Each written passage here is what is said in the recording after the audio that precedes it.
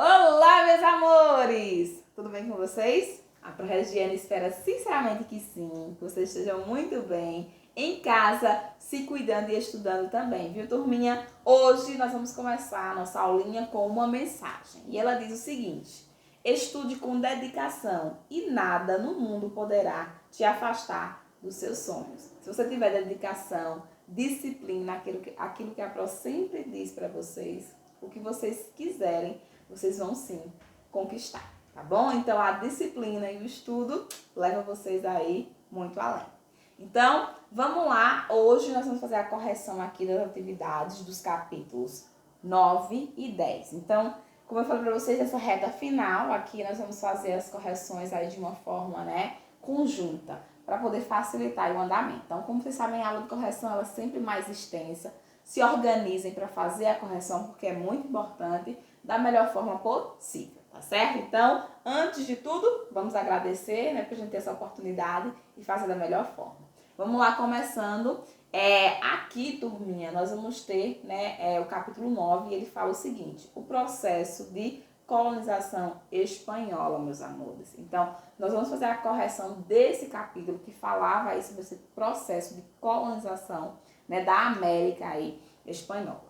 Então, vamos lá. A gente começa aqui na página 202 e ele começa justamente colocando, fazendo aí uma indagação sobre um fragmento, de texto que ele coloca. Ele diz assim: o processo de colonização da América Latina foi rápido e violento, destruindo vidas e também culturas.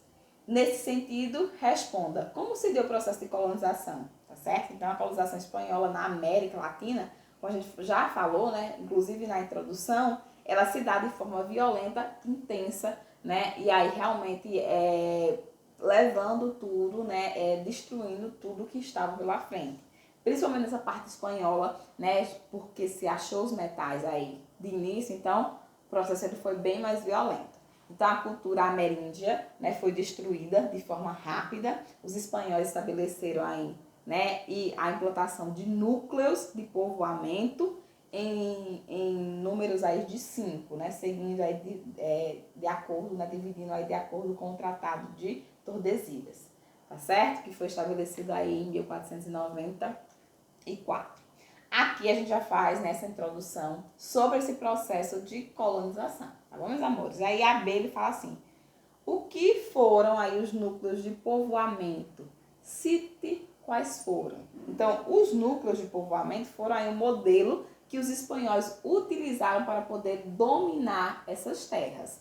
Como a gente observou, que a gente teve aqui, as capitanias no modelo português aqui no Brasil, lá eles escolheram os núcleos de povoamento para poder facilitar essa dominação aqui dentro dessa América Latina, garantindo aí o controle e a possibilidade de dominação e que, portanto, afastavam aí os possíveis invasores dessas terras. O primeiro núcleo aí foi estabelecido entre o ano, mais ou menos aqui de 1496 até mais ou menos 1509, 1510, tá certo? E foi justamente na ilha Hispaniola, que foi aí o primeiro núcleo que hoje corresponde ao Porto Rico, tá bom, meus amores? Aqui vai ser o primeiro núcleo aí de povoamento que os espanhóis têm, dentro desse processo de colonização aqui da América. Junto aí, estava adicionado a esse núcleo também Jamaica e Cuba, aí para vocês entenderem. O segundo núcleo de povoamento, vão observando aí, tá? Já começou, no ano seguinte, na finalização desse primeiro, ou seja, aqui em 1509, no Panamá, na Costa Rica e também na Nicarágua, ok, meus amores? E aí vai seguindo aí, até esse processo, de dominação, chegando também à América do Sul. O terceiro núcleo de povoamento já se deu, a partir de 1517, e teve aí como relação direta, tá, as investidas, de Cortés, como a gente comentou, inclusive na aula, aqui na parte ali, mexicana e também da Guatemala, foi onde ele se estabeleceu. Além disso, aqui a gente tem o processo também de dominação de El Salvador, já aí adentrando no processo do quarto núcleo de povoamento, que se deu já em 1536, e vai até 1580 e foi estabelecida aqui, principalmente no Peru e Equador. Eu falo para vocês, já estão aí dominando a parte da América do Sul, que demorou um pouquinho até que eles chegassem aqui nessa parte da América. Tá certo? Bolívia e também no Chile. O quinto núcleo de povoamento foi estabelecido aqui, né, em 1536, na região ali da Bacia do Prata. Tá bom, meus amores? Ou seja, próximo ali a Buenos Aires. Tá bom, meus amores? Então, aqui a gente tem o processo de dominação, né, a partir dos núcleos de povoamento, que é o que eles queriam aqui nessa questão que vocês citassem. Tá bom? Então, seguindo aqui, ele vai continuar, tá? Na questão 2, ele coloca aqui. Estabeleceu aí o controle político e econômico sobre a colônia. Era uma tarefa bastante difícil. Dessa forma, né, a coroa espanhola inicialmente criou duas estruturas administrativas para, né, ajudar nesse processo aí. Ele quer que vocês comentem essas estruturas aí, quais eram as finalidades dessas estruturas, né? Então, a primeira vai ser o do adelatamento, que a gente comentou na nossa aula, que seria o título político dado à monarquia, tá?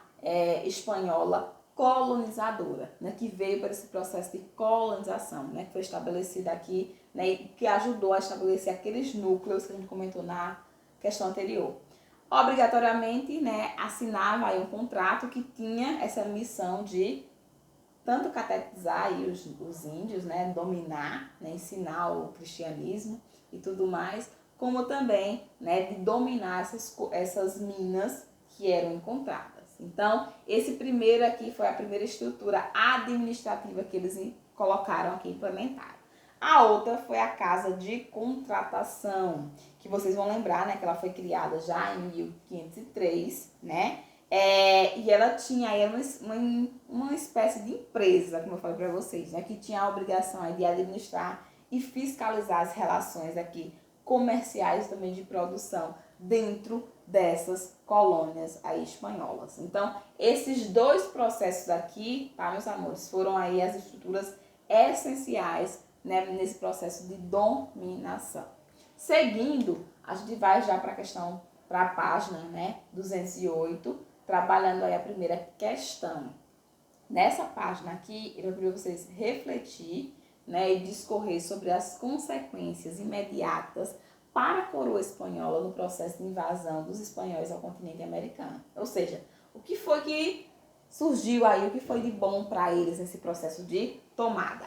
A invasão, né, da Espanha aqui à América cumpria, né, o desejo da coroa, né, espanhola em buscar metais preciosos. Né? E como o desejo ele foi alcançado rapidamente, isso fez com que, né, os espanhóis destruíssem os nativos. Né? A gente vai citar aqui principalmente, né, os incas, os astecas e os maias, que eram aqueles povos pré-colombianos que a gente já estudou, que vocês também devem lembrar aí. Tá? Então, a consequência maior vai ser essa destruição desse patrimônio cultural, justamente por conta aí dessa invasão. Lembro a vocês sempre que essas regiões onde esses povos, né, se instalavam eram regiões de muita riqueza mineral e que para os espanhóis era o ponto, né, principal. Portanto, né, eles teriam que destruir para poder dominar. E assim fizeram sem a menor culpa aí, né? Com esses metais, né, que foi saqueado aí, a Espanha conseguiu reequilibrar, né, suas contas e chegar aí como uma das grandes potências desse momento aí da história, justamente por conta dos metais que eles conseguiram extrair dessa região aqui da América, tá bom? Então, foi o ponto para reestruturar a economia dessa grande potência aí da Europa, que se torna, né, volta a ser, a partir desse momento.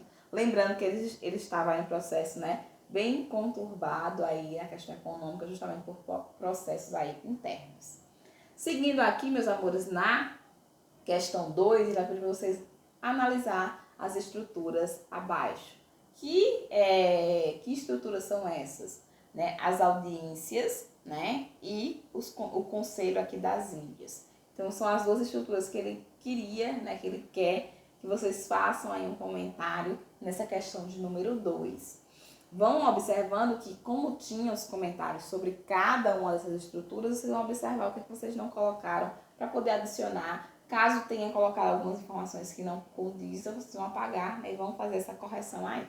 Então, as audiências eram órgãos, né, realizados aqui com as funções, né, de lei mesmo, né, uma função judiciária, né, além de organizar os aspectos de fiscalização das relações comerciais, do controle aqui de cobrança do quinto, que era um imposto aí sobre a extração dos metais, tá bom? E o Conselho das Índias, né, foi criado aqui em 1524 com a finalidade de gerar um maior controle aí da coroa, né, espanhola sobre essa colonização aqui na América, tá certo? Então cabia esse conselho criar leis econômicas, políticas, sociais que mantivesse essa estrutura de dominação da Espanha sobre essa parte aqui da América, tá certo? Essas duas estruturas, elas eram muito importantes mesmo, tá certo? Além de outras que a gente vai comentar agora. Então, o vice-reinados, tá? Foram aqui territórios unificados, tá? A partir de acordos, né? E posicionamentos, tá bom? Geográficos também, né? Lógico, evidentemente, que esses vice-reinados eram organizados de acordo com as proximidades, né? Aí, numa lógica natural, para poder governar e organizar melhor. Suas características econômicas, além, né, da extração, do tipo de extração que era feita ali no local. Tudo isso era levado em consideração para fazer essa estrutura. Aí, as capitanias gerais, que também foi um modelo, né, utilizado posteriormente aqui no Brasil, estruturas, né, para auxiliar, né, o processo aqui de administração do vice aí, reinado em cada área de dominação. Então, cada vice-reinado, né, era como se fosse uma estrutura, né, era como se fosse realmente, aí vamos colocar para vocês associar, um estado dentro, né, desse processo. Então, cada um tinha a sua organização com essa pessoa que estaria à frente, dominando. Seguindo aqui, meus amores, você vai colocar a questão número 3, ele fala assim, ó, a sociedade na América Espanhola não tinha mobilidade social. Nesse contexto, defina quem eram os crioulos, tá? E os chapetones. Então, ele quer que você coloque quem era cada uma dessas figuras. Os crioulos, como a prova martela para vocês 1 milhão de vezes, os crioulos, eles eram filhos de espanhóis já nascidos aqui na América. Tá certo? Então, por isso que dava o nome de crioulos. Porque eles eram, né, de descendência espanhola, mas eles já tinham nascido aqui na América, tá bom? E aí, tinha um problema, inclusive, por conta da participação que eles achavam que era negligenciada, né, a eles. E os chapetones eram espanhóis, tá? De fato aí, tá? Que tinham vindo da Espanha para poder fazer esse processo de dominação aqui da América, com cargos inclusive ligados diretamente à coroa, né, espanhola aí, ok? Seguindo, ele vai pedir vocês definir, né, esse processo de dominação, de organização aqui. A gente vai começar com as encomendas. Eram relações estabelecidas entre os chefes tribos, né, de tribos aí indígenas e a coroa espanhola. A essa relação a gente dava o nome aqui de encomendas, tá, turminha? Ou seja, a relação desse chefe indígena com essa coroa espanhola. Para poder também facilitar em algum momento aí não dizimar a população, se fez, né, já no processo avançado dessa dominação, se fez aí esse processo.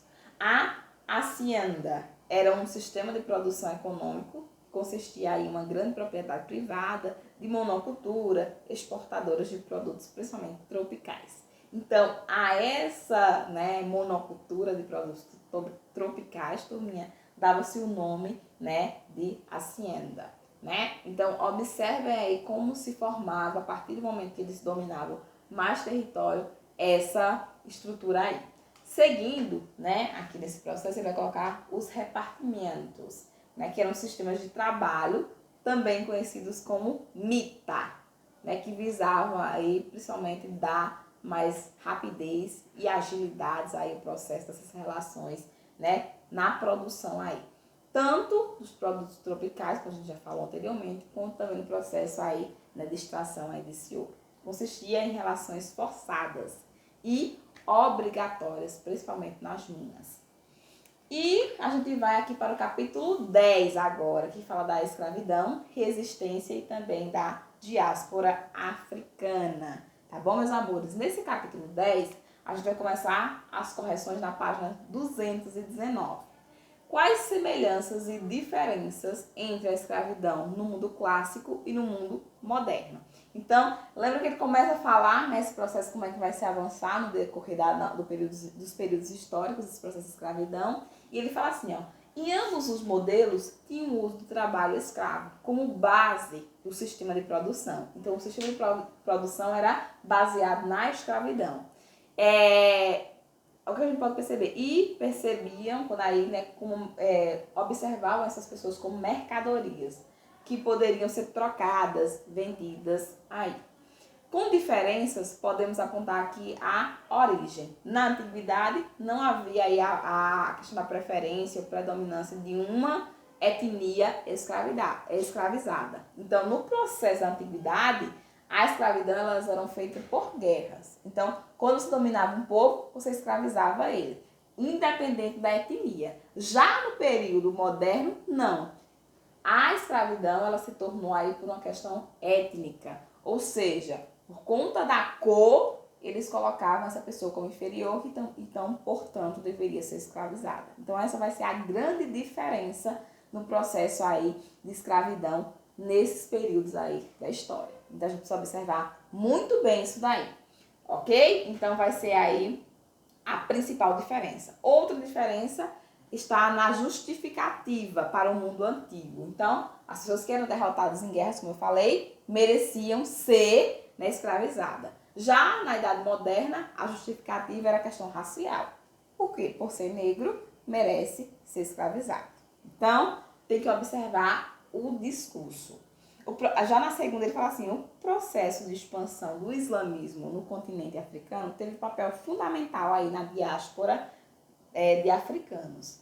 Escreva sobre esse tema. Então, apesar de, né, a gente ter observado aí, né, na prática, o aprisionamento, né, e a escravização, que se fundiu aí a partir desse modelo, né, principalmente desse momento aí da história, difundidos aí entre os reinos africanos pré-islâmico, né, o contato com o mundo muçulmano criou aí um fluxo muito mais intenso aí de escravos, né, principalmente ali pelo Oceano Índico. Então, isso se intensificou justamente a partir desse processo aí, né, de chegada nessa região do modelo aí islâmico. Então, a gente observava que já existia esse processo de escravidão, como eu falei para vocês, mas muito ligado à questão da guerra. Quando se chega aí os muçulmanos, a gente vê aí realmente uma diáspora mesmo, né? Uma migração se dando, acontecendo justamente por conta realmente, já do processo do pensamento aí de escravidão. Então, é muito importante que vocês observem essas características. A gente vai seguir aqui para a página, tá? 225. Aqui, ele vai dar um textinho e são perguntas muito relacionadas a texto. E também uma análise sobre essa percepção da escravidão. Então, a gente vai observar muito tranquilamente isso daqui. Então, sobre a escravidão como atividade econômica no Brasil colonial, é correto afirmar o quê? Né? Então, ele vai colocar aqui para vocês justamente um questionamento, né? Um questionamento sobre o processo colonial brasileiro. Então, a gente observa que ele vai falar, né, o correto. A gente observa que são claramente, né, como vocês conhecem aí o modelo colonial brasileiro, né, o processo de escravidão no Brasil, que todos eles vão colocar pequenos pontos aí, né, de negativas dentro desse sistema. A única que a gente vai encaixar, né, como correta numa sequência aí lógica vai ser a questão aqui de, né, os escravos, né, realmente eram colocados em condições desumanas desde o processo de transporte, né, da África até aqui. Então, ele já começa colocando, de fato, esse processo, né, desse transporte. Nos porões de navios negreiros, né, como forma de diminuição aí de custos. Com isso, muitos cativos morriam antes de chegar ao seu destino, aqui ao Brasil. Então, percebam que a única que vai estar realmente encaixando, portanto, a primeira alternativa correta é a D. Seguindo aqui, meus amores, mais uma questão baseada no texto. Então, é só leitura do texto para poder conseguir responder. Segundo Marina de Mello, as relações entre africanos e crioulos, né, entre outras formas, caracterizava-se pelo quê? Lembrando que os crioulos, né, eram esses povos, né, que já estavam aqui no Brasil, que faziam essa recepção desses escravos recém-chegados. E aí, entre essa relação, aqui ele coloca realmente aqui que tem uma relação correta, vai ser a alternativa B. Vocês vão observar também com base no texto, tá? Então, quem leu aí o textozinho não vai ter dificuldade, não teve dificuldade para responder essa questão, porque é uma questão com base no texto. Por atrito, pois os crioulos podiam assumir funções mais cômodas nas atividades ligadas aí ao trabalho, né? Justamente por conta aí dessa postura. Então, eles já tinham aí uma função, inclusive, maltratava essas pessoas aí, esses negros recém-chegados. Aqui a terceira, né? Observe o mapa com atenção, que ele vai observar, que vocês coloquem aí, né? Vocês fazem essa observação aí, realmente, de análise de mapa. E aí vocês observam aqui, né? A África e o território brasileiro, né? Como era esse fluxo aqui, né? Tráfico de escravos no Brasil, aqui o amarelinho, né? Os sudaneses e os verdinho aí são os bantus. Então, considerando o contexto histórico em que se insere, o mapa permite identificar o quê? O que está na alternativa B, tá, meus amores? Então, a gente consegue observar justamente pela leitura de mapa. Percebam que as questões que eu coloquei para vocês são muito tranquilas, porque são questões de análise, né? Então, tá aí como correta a B, um dos maiores movimentos populacionais forçados da história da humanidade. Vai ser um movimento destacado aí no mapa.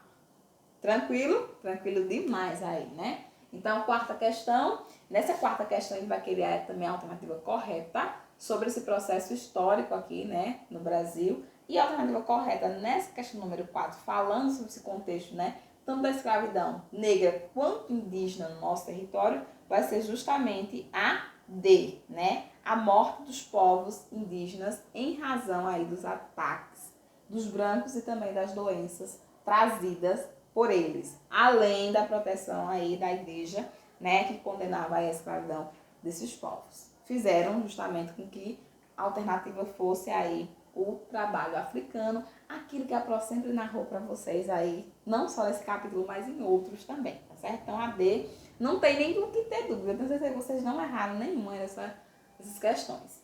Na quinta, ele fala sobre o tráfico negreiro, né, consolidado pelos portugueses aqui no Atlântico, são apresentadas afirmações a seguir. Então, ele quer saber quais afirmações dessas estão corretas, né? Estão corretas. A que está correta vai ser somente a 1 e a 3, tá certo? Ou seja, a 2 e a 4 elas são incorretas sobre esse processo aí, né, de escravidão. Então, vocês vão marcar aí a alternativa C. Quem não marcou, né, que eu acho impossível aí. Então, faz essa correção agora.